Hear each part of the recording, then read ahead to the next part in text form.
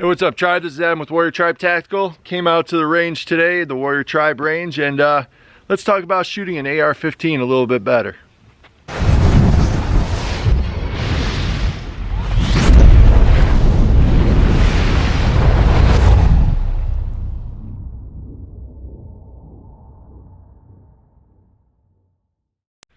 Alright, Tribe, so there's a lot out there on shooting an AR-15, okay? And everyone has their preference.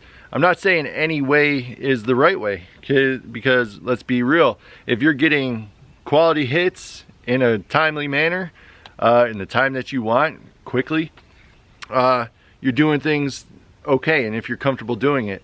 So if it's comfortable for you, take a look at this, maybe take what you need, maybe what you don't want, throw it out. But this is for a lot of beginners and maybe someone who's just not getting that quick, accurate hit that they're looking for. So maybe this will help you, and I hope it does. So first things first is, let's get the length of pull on our AR. So most of us, we have these adjustable stocks, right? So what I want you to do is take your arm, put it at a 90-degree angle, okay? Take that AR, place that right in there at the buttstock, right? Now, when you're on your grip, it should fit right in there with, you know, your finger up here, your trigger finger. So what I like to look at is right about here. I have about a ½ inch between when I bend my finger. So when I'm set up down here, I have about a ½ inch that there's a space between my finger and the trigger, okay? And that gives me the amount of pull I need, okay? So that's first, so try that out. If you have short arms, obviously it's gonna be in more. If you have long arms, sorry to say I got long arms, but so at full length pull out, it works fine for me. But if you have those extra long arms, you know, you gotta work with what you got. So next is, you know, our stance. So what I like to teach is, and it varies with people and their body types, okay? So take that into consideration. But I like to do a fighting stance, you know? You want to get in there tight, and this is about the fighting stance, right? Well, it's the same with pistol, if you're going to use a knife or a rifle, okay? So square up, you know, right here, hips towards your target, shoulders towards your target. My feet are equal distance apart, kind of at shoulder width, okay? And then my left foot is slightly forward, all right? So I can get a little balance in there. And then when I draw down, like I said, that fighting stance right here, okay? No one's behind the camera, so don't worry. So right here, okay? Then I get a good pull up, and I'm right on target, okay? So good fighting stance, square up at your target, okay? So next is, where do we want to place our rifle, right? Me personally, I don't, you know, you see a lot of people doing it up here. You'll see it in a lot of combat footage, and don't look at that as that's the norm. Usually that's from a patrol. They've been walking a long time, they're doing a raid, they're going house to house, and they're getting tired, okay? So a lot of times you'll see they'll rest it on their shoulder, and they're holding it right here, and then supporting the gun against their body with their elbow. All that is fatigue, guys, all right? So don't take that as, oh, I saw the U.S. Army soldiers doing it, or I saw the U.S. Marine Corps doing it. Those guys are probably pretty tired, and their arms are fatigued, all right? So at that point, this is not very good. Now, can you get hits with this? Absolutely. Trust me, you can get hits with that, but it's not what we're looking for. For one, recoil management is not as good as what I'm about to show you. So, you know, there's gonna be resistance. You shoot that round off, it's gonna push back, okay? So take that in consideration. What I like to do is I like to seat it. There's a little pocket right here in your shoulder, between your, what is that, your pec and your shoulder cuff, whatever that is. I like to place that buttstock right in there, okay? And it just depends. It doesn't have to be all the way in, but the meat of the butt should be in there, okay? And then I like to take this hand and get it a little further out as I can, and they call it kind of a C-clamp, I guess. You know, it's becoming popular. I don't like the over-exaggerated one, that's over here because that gets in the way of my sight. But I do like to get a good firm grip kind of far out. And what that does, it helps you drive your gun, okay? Because, let's be real, your grip hand is not driving the gun target to target. Yeah, sure you could, it's not gonna be that quick though, right? This hand, your support hand, on that, when you're C-clamping that, and you're far up, right? I do like to put a little kink in my elbow, because that gives me, you know, I'm not using as much, what is that, arm muscle, whatever. So your buys, but I'm not using as much as that, so I'm not getting fatigued, all right? And then what it helps do is drive that gun on target, okay? So try that, push that support hand out a little bit further than what you're maybe used to.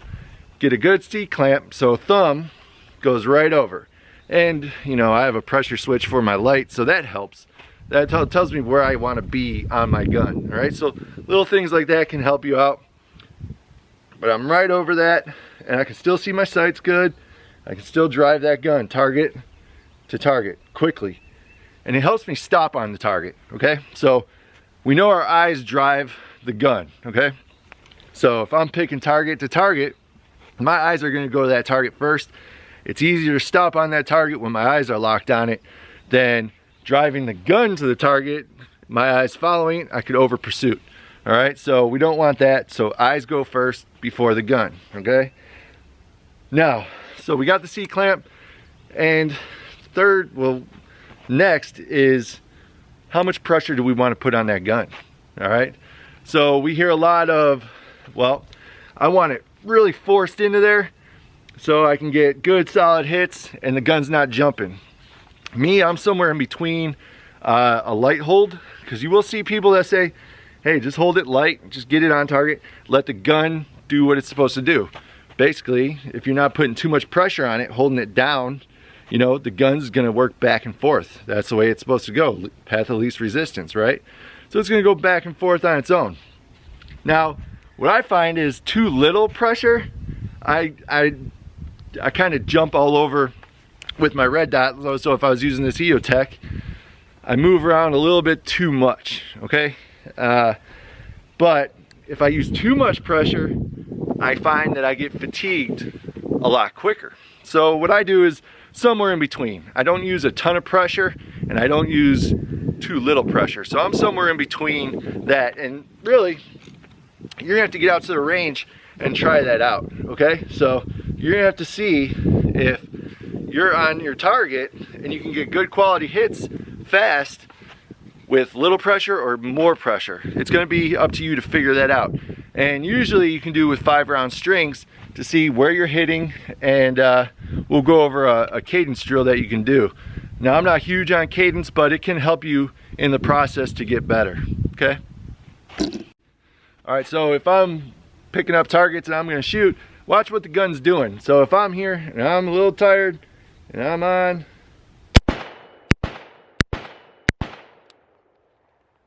okay, so I had quality hits. I'm only about 25 yards. So I had quality hits, but they're roaming a little more than I'm used to. So if this is an 8-inch plate, I'm worked around it, okay? And I was slower at tracking my rounds, okay? So I was slower at tracking my sights to get those good hits.